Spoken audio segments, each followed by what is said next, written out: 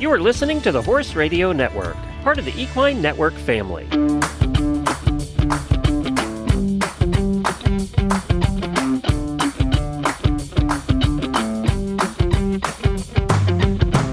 Welcome to this episode of the Business of Practice podcast. We focus on the business and human sides of equine veterinary medicine.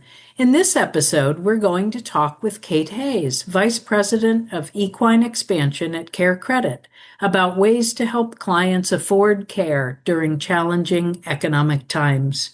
I'm your host, Dr. Amy Grice, business consultant and former equine practice owner. The Business of Practice podcast is brought to you in 2026 by CareCredit. Kate Hayes leads CareCredit's equine team, blending more than 20 years with the company and a lifelong passion for horses into a career dedicated to supporting the veterinary profession. Originally from Oklahoma, Kate grew up riding hunter jumpers and went on to attend Oklahoma State University, earning a degree in animal science with a business emphasis, and even snagged a national title as part of Oklahoma State's NCAA equestrian team. Today, Kate blends industry knowledge with her professional mission, supporting veterinarians and expanding financial access to care for both pets and horses. A proud horse owner and a dog mom to a blue heeler and 2 feral Labradors, she brings a deep appreciation for veterinarians and the essential role they play in keeping animals healthy. And when she's not working, Kate enjoys showing her jumper, Orado, also known as Dash. Welcome, Kate. I'm so glad you could join me today. Thank you. I am so honored to be here.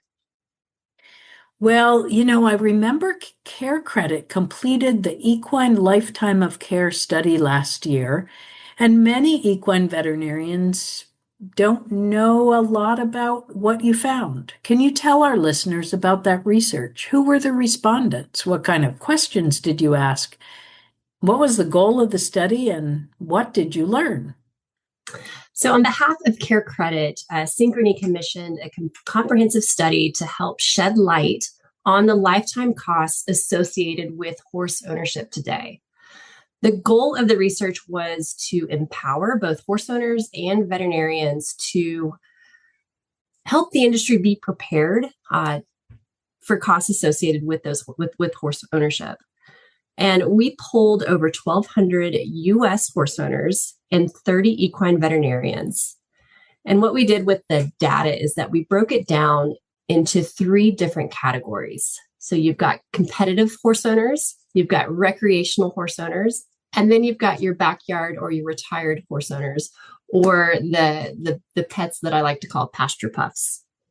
And what we did is we took a look at every type of horse expenditure, including food and nutrition, boarding, grooming, farrier services, tack, equipment, reproduction costs, routine and emergency veterinary care, you name it.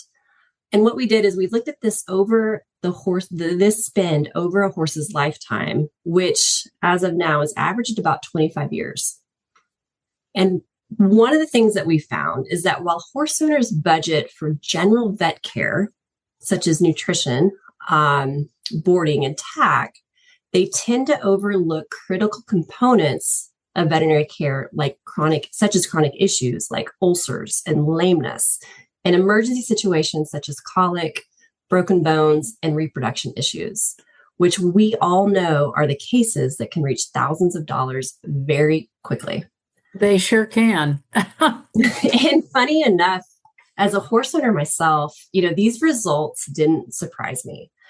The study found that the lifetime cost of horse ownership ranges from $300,000 for that recreational horse up to over $900,000 for a competitive horse. And as an owner of said competition horse myself, I wasn't surprised. However, when I got my copy of this study, I was not leaving that on the coffee table for my husband to see. That's pretty funny. So another big takeaway that we uncovered was that 85% of horse owners experience financial stress, especially when faced with unexpected veterinary bills. And in fact, most owners begin to feel anxiety when an invoice exceeds $1,500, which, as we mentioned before, that's a threshold that's easily crossed during any type of unexpected or emergency care or even advanced diagnostics. But despite this, the desire to provide optimal care remains strong. And another little personal story is that I just spent about $1,600 on joint maintenance for Dash. Again, this is something that I expected. I knew it was coming, but I did receive that invoice during the first of 2 weeks of showing on the winter circuit. And let's just say I know firsthand all about that anxiety that $1,500 or $1,600 invoice brought. Right. And I remember when I was in practice, what you said about the desire to provide optimal care. People love their horses, and it was a huge source of anxiety for many of them. Like, would they be able to afford, and how would they be able to afford to give the care to this horse that they felt was a family or a member? Yeah. They were worried. You got that right. And that's what's funny about horse owners is they see horses as, they serve a couple of different roles. They're emotional support, they're partners. For me, it's a competition partner. For some people, it's their livelihood, it's their business. The Business of Practice podcast is brought to you by CareCredit. CareCredit keeps equine veterinarians at the heart of care by providing horse owners with simple, budget-friendly financing options. By helping to bridge the gap between cost and care, CareCredit supports healthy financial relationships between veterinarians and their clients. Clients have a flexible way to pay over time for all types of care, and practices get paid in 2 business days. It's a payment experience everyone can feel good about. I think both of us know firsthand about, sometimes the anxiety that passion that sometimes turns into emotional decisions around the economics around the care. Absolutely. So, and the study revealed that, even though 83% of horse owners believe they're financially prepared, the actual costs can be 3 to 4 times higher than they expected. And some of them are really struggling to pay for veterinary care, especially, since 2020, like the last 5 years, prices across the economy for all the things that we buy, like gas and food, have gone up 25%. And so that's just taking away people's, discretionary income for things that don't feel discretionary, but feel like, God, it's a family member. It's an uncertain economy. What are some of the ways that veterinarians can help their clients get the care that their horses need? Well, you nailed it on that dual reality. We've got economic strain, but paired with the unwavering commitment that horse owners have. But this can really shape how equine practices operate and how horse owners budget for care. So veterinary teams today are called upon to balance critical excellence with the financial realities of the client's budget. And this creates the need to build a financial care culture of sorts, which is built upon proactive financial transparency and communication. One of the fun facts from the Lifetime of Care study that jumped out at me was that 60% of horse owners did not know what type of financing options their veterinary provides. And only 1 out of 3 horse owners polled actually had a dedicated savings plan for their horse. So as an industry, we have a huge opportunity to educate horse owners to be prepared for the cost of care and also empower clients with the information so that they can make decisions based on the outcome of the treatment, not solely on the cost, which ultimately leads to better medical outcomes. And Absolutely. I've found that the most successful practices prioritize 3 things. One is upfront communication about cost. Even if it's an annual wellness exam with vaccines or something like a suspected abscess, communicate what that cost of treatment entails. And 2 is provide an estimate which simplifies that cost conversation to showcase the value of the services And thirdly, present payment options, which will further expand access to veterinary care. The industry is at a bit of a crossroads where economic realities do need to be met with innovation, empathy, and in collaboration with the horse owner. Because as they continue to prioritize care above all, veterinarians have the opportunity to lead with heart and strategy, just to help to ensure that horses receive the attention and care they deserve, but also that clients feel supported when they make those decisions. That can be really hard too in those emotional situations, knowing that you have a way to help them would really help veterinarians sometimes. And yet it can be hard. Many veterinarians are uncomfortable talking about money. So I want to ask, are there specific best practices that you know about when communicating with clients about money? Yeah, absolutely. And the good news is that they're simple and can make a huge difference in the client experience and ultimately support practice revenue. The money side of medicine isn't about production, it's about service. And it's about helping clients make informed decisions to protect the sustainability of the practice and ensure that care is both accessible and top-notch. And so the first thing is just to create a strong financial policy and stick to it. And if it's simply just a piece of paper that lives in a drawer in your office or a file folder in your truck, it's probably not working. A financial policy should clearly answer a few things. One is, when is payment expected? 2, what payment types do you accept? 3, are financing options available? And lastly, what happens if a client delays payments? These are all things that, as a horse owner myself, I appreciate that open line of communication so I know what to expect. And I have guidelines to follow when it comes to paying my veterinarian. And I truly value my veterinarian. So these things are important to me. And second, I think it's really important for teams to normalize the cost conversation early. We know that in both companion animal and equine practice, clients do better when they know what to expect. And that cost conversation is where economics and emotions meet. So setting the tone with a simple, hey, I want to make sure you have all the information, including the financial commitment.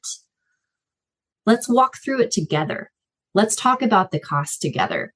Those little statements help everyone breathe a little bit easier, and it just opens the door for communication about costs up front, as opposed to when it's too late or when that invoice has already been issued and it's been 30 days past due. Which leads me to estimates. And I think it's important to provide a clear estimate for all types of services. This becomes an expected and valued part of your relationship with clients. And we already covered the fact that many clients underestimate the cost of routine care. So offering an upfront estimate helps prevent surprises, and it supports payment at time of service, which, as we all know, is important for overall practice health. And third, offer payment options without judgment, because we know when cost becomes a barrier for care, stress, guilt, or frustration quickly surfaces, and it does become uncomfortable. It becomes a heavy conversation, but it doesn't always have to be that way. So whether it's staging care or proactively offering financing solutions like CareCredit, clients appreciate when choices are presented in a neutral, supportive way. This keeps the focus on the animal's well-being instead of the client's stress about finances.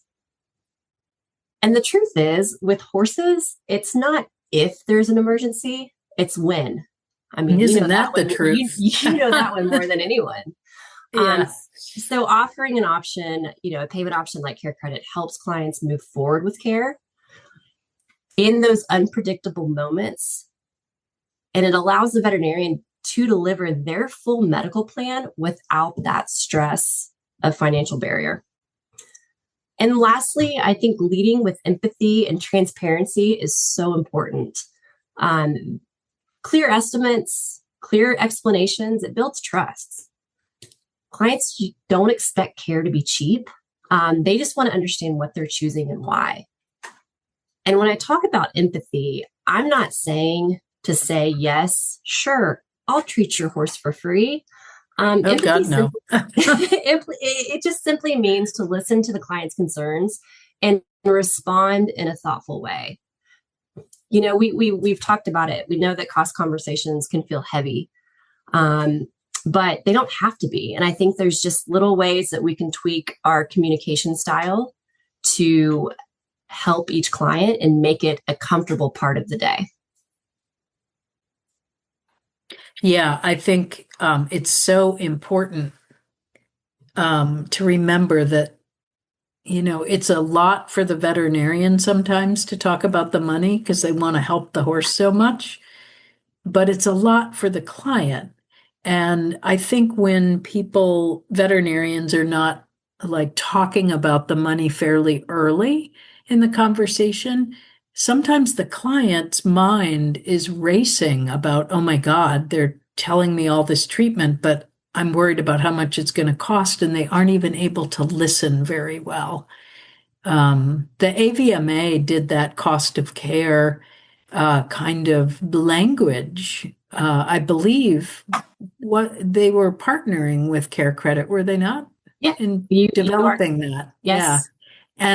And that information, you know, because it's evidence-based, is so easy for clients to sort of say, oh, this is the right way to talk to clients. It was, you know, going through that material, and I would encourage everyone to have a look at it on the AVMA resources. It's really good stuff, and it makes a lot of sense. Well, and even again, as a horse owner, just knowing that my veterinarian understands the position that I'm in, it makes me feel supported. It makes me feel heard, and that I'm able to move forward with a decision that's based on the information at hand, as opposed to a decision that is just solely about the cost. Right.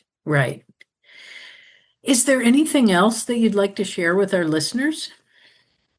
You know, yes, because as horse owners, you know, we talked about this already. We have an unlimited supply of love for our animals and passion, but we tend to underestimate that cost. You know, that cost of overall care. Mm-hmm. And so I think, as an industry, our mission is to help pet and horse owners access the care that their animals need, while also supporting the long-term sustainability of the veterinary profession. Because we know that when financial barriers are reduced, veterinarians can practice medicine with confidence, and clients can make decisions with less stress. And ultimately, everyone wins because animals receive the care that they deserve. So at the end of the day, talking about money is helping people make the best decisions they can for the animals they love. So I think it's something that needs to come to the forefront of the client veterinary relationship, as opposed to being an afterthought, or an afterthought as when the invoice is gone 30, 60, 90 days unpaid. Yeah, I would agree with you. And I think the conversation about what something's going to cost, it would be best if the owner doesn't have to ask, right? That they want to have care, but they don't really know what it's going to cost, and they're worried about it, and they finally ask. If veterinarians would be more comfortable and learn some of the language that allows them to bring it up in a comfortable way, as you've described, early in the conversation, and also, you know, recognize that some clients are going to need a different tier of care, that you have options, that it's not always, doesn't have to be the gold standard. There's silver and bronze as well. Absolutely. And even with the, you know, economic climate as it is today, that is such an important call out, because, you know, let the client decide what investment they want to make into their animal. You know, to give them the options whether it be treatment or payment options. So Absolutely. Yeah. Well, thank you, Kate, so much for joining us today. And thank you you're so welcome. all. This is so fun. Yeah, it's been great having you and hearing what you found in the study. And thank you to all our listeners for joining us for the Business of Practice podcast. And a big thanks to our sponsor, CareCredit. And to all my listeners out there, be brave, embrace change.